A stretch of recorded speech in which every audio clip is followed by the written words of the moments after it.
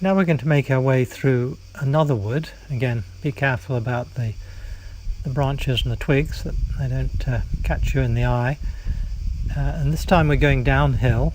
We're still on the edge of Castelli, and when we get down to the bottom of this incline and made our way safely through the wood, we come to an area that opens out into some fields that are currently used for grazing, but could equally have been arable land used for growing crops in the past. And obviously it's important, if one's to find an area of habitation, that there should be good land for growing crops and sustaining livestock. And so this certainly represents a candidate for that. If we stay on the edge of this field and make our way to the edge of the wood, we'll see here some old stones. They're large and fairly rough, and they've been built up into what appears to be some form of fortification. I can't give you a date for it.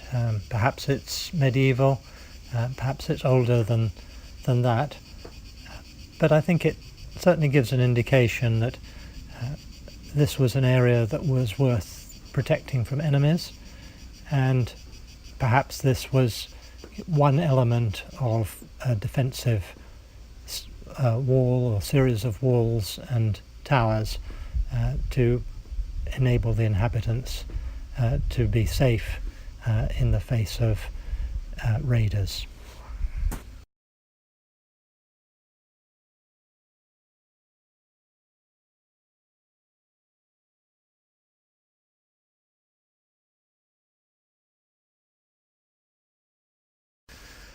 We're now making our way to the southern flank of Castelli. We're a little below the summit. You'll see the summit as you take a panning shot around. But we've come here so that we can have a good look at the waters of the Gulf of Argostoli, as it's called now.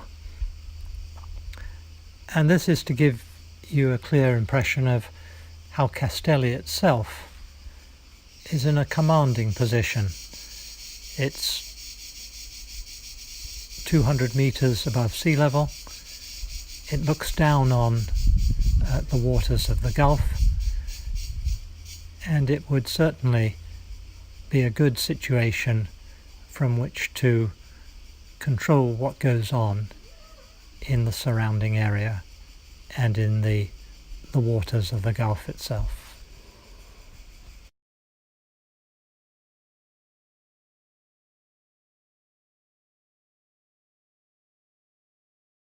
Now we've left Castelli behind, and we've come to this spot, which is at the intersection of the Lixouri and Argostoli roads with the road to Zola, because it affords us an opportunity to look at a site that perhaps might have been the site of a marine channel separating the Peliki Peninsula from the rest of the island of Kefalonia. Here we're looking north towards Zola, and we hypothesized that this might have been the northern exit of the marine channel. And when we did some drilling near Zola, inland, we drilled down about 60 meters, and underneath a lot of loose rock and other loose material, we found sea sand, which we thought was an indication that a marine channel had threaded its way through this area a long time ago. The other end of this channel, we believe, would have exited into the Argostoli Gulf.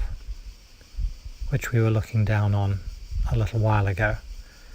And this would have provided a passageway between the Peliki Peninsula and the remaining island of Kefalonia. Of course, it wasn't called Kefalonia in those days. In our hypothesis, it would actually be the island that Homer calls Sami.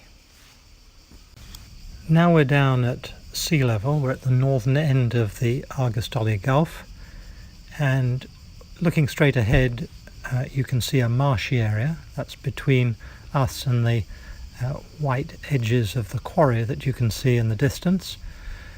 We believe that that marshy area would have been water before the sedimentation filled it, and that this area of water would have extended to the right or to the north, and could potentially have extended along the flank of Castelli.